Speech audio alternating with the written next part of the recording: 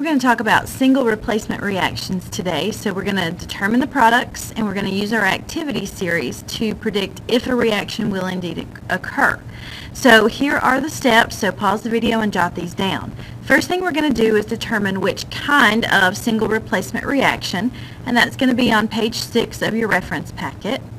Then you're going to determine if the reaction will happen, which is going to be page 7, your activity series, and then you're going to write the reaction. So let's look at this. Here is page 6 of your reference packet. We're talking about single replacement reactions. So see that we have 4 kinds. So you're going to have a metal replacing another metal, which means A is a metal and B is a metal. Okay. A metal is going to replace hydrogen from water. So remember, M stands for metal.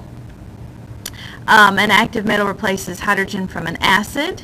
And then you can have a halide replacement. Now a halide is a group 17, a halogen. All right, and we'll look at those specific examples.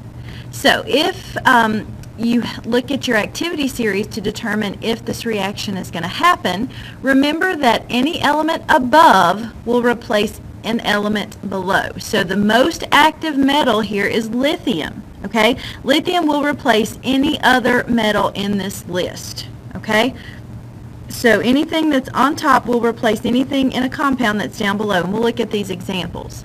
Now here are your halogens. This is your halide replacement right here.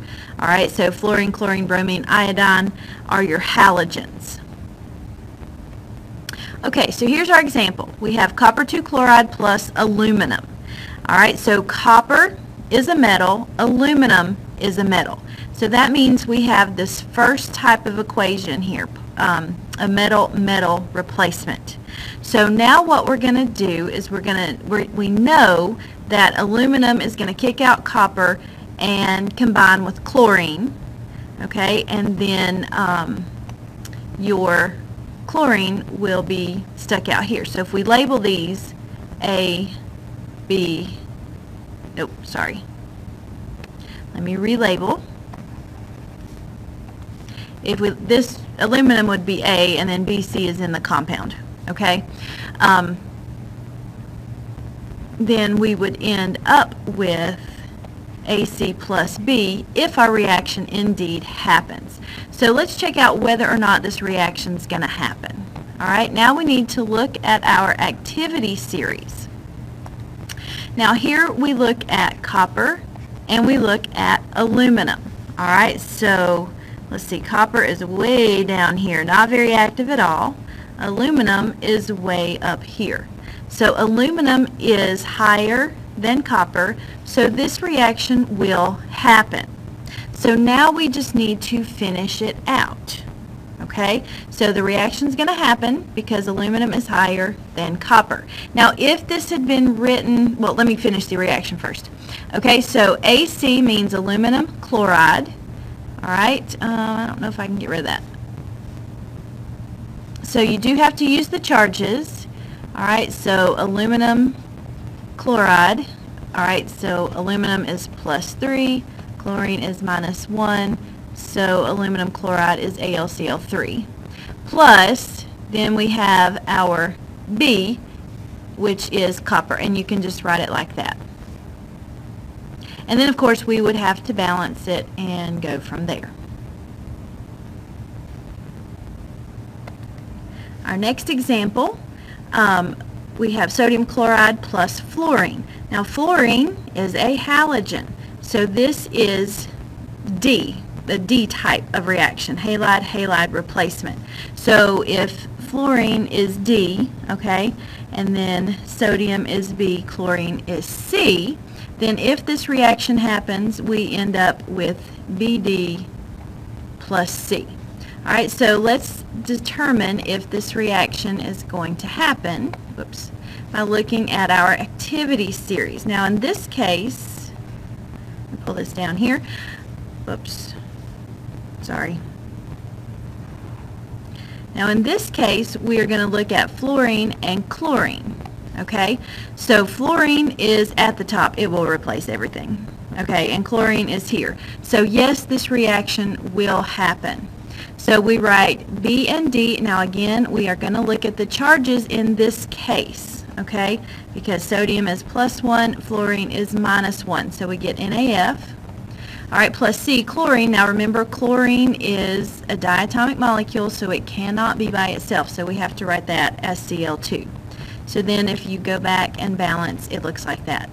Now, if this reaction had been written like this, NaF plus Cl2, then chlorine would not be able to replace fluorine. So this would not happen. That would be no reaction. All right, now let's look at another example. We have sodium plus water.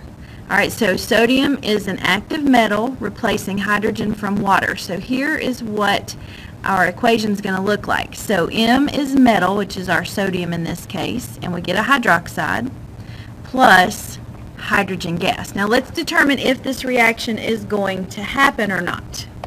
All right, so if we look at our activity series, we see sodium right here. All right, and it does say that sodium will replace hydrogen from cold water. So this reaction will happen. Now, if we had something like cobalt down here, cobalt would not be able to replace hydrogen from cold water. Okay, so that's how you determine if these will happen or not. Let me move this out of the way here, and then we'll finish this reaction. So again, we're using our charges here, okay, because sodium is +1, OH is -1, and then we do get hydrogen gas, and then of course we have to balance. So always have to write balanced equations there. All right, our last example, we have sodium plus hydrochloric acid. So sodium is an active metal. It's going to replace hydrogen from acid. So here's our general formula. All right, X is going to be a nonmetal, part of your acid. Okay, so if this reaction happens based on our activity series, we're going to get Mx plus hydrogen gas. So let's check out our activity series and see if this happens. All right, here's sodium. So anything in, let's see, here we go. And this arrow here is going to replace hydrogen from an acid. So sodium will do that. This reaction will happen. Okay, so now we can finish our equations. So Mx, so sodium is our M, chlorine is our X. So we get sodium chloride plus hydrogen gas. And then of course we have to balance that equation. So remember the steps that you need to follow. All right, determine if the reaction will, what kind of reaction, determine if it will happen, and then write the reaction.